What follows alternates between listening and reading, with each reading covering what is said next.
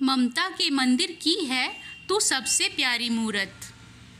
रात के 8:30 बजे का समय रहा होगा। एक लड़का एक जूतों की दुकान में आता है।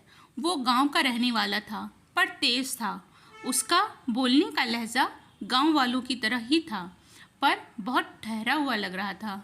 उम्र लगभग 22 वर्ष का रहा होगा। दुकानदार की पहली नज़र उसके पैरों पर ही जाती है। उसके पैरों में लेदर के शूज थे, सही से पॉलिश किए हुए।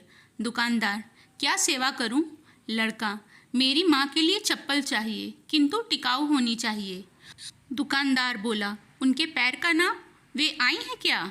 लड़के ने अपना बटुआ बाहर निकाला। 4-5 बार फोल्ड किया हुआ एक कागज़, जिस पर पेन से आउटलाइन बनी हुई थी दोनों पैर की। दुकानदार बोला, अरे बेटा, मुझे तो नाप के लिए नंबर चाहिए था।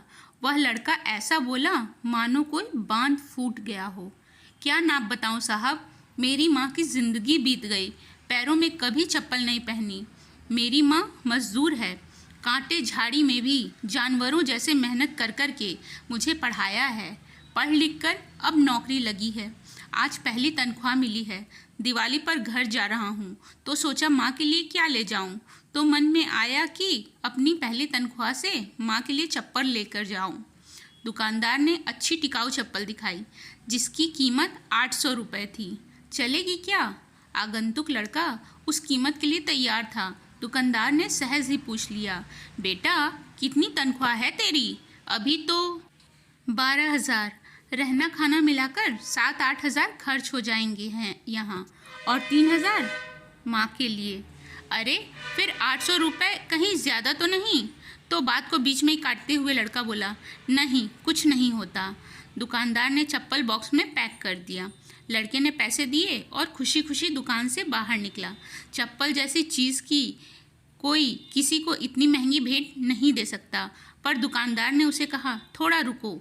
साथ ही दुकानदार ने एक और बॉक्स उस लड़के के हाथ में दिया।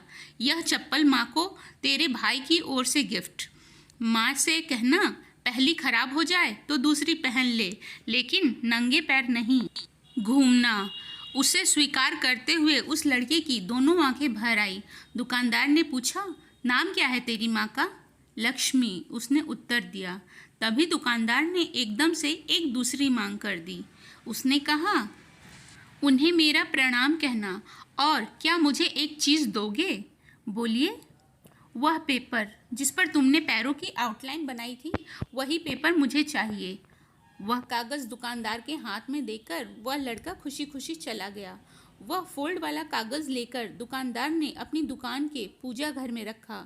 दुकान के पूजा घर में कागज़ को रखते हुए दुकानदार के बच्चों ने उसे देख लिया था, और उन्होंने पूछ लिया, ये क्या है पापा?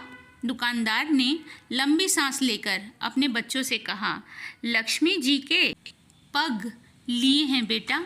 एक सच्चे भक्त ने उसे बनाया है, इससे धंधे में बरकत आती है। बच्चों ने, दुकानदार ने और सभी ने मन से उन पैरों को और उसके पूजने वाले बेटे को प्रणाम किया। माँ तो इस संसार में साक्षात परमात्मा है, बस हमारी देखने की दृष्टि और मन की सोच श्रद्धापूर्ण होनी चाहिए।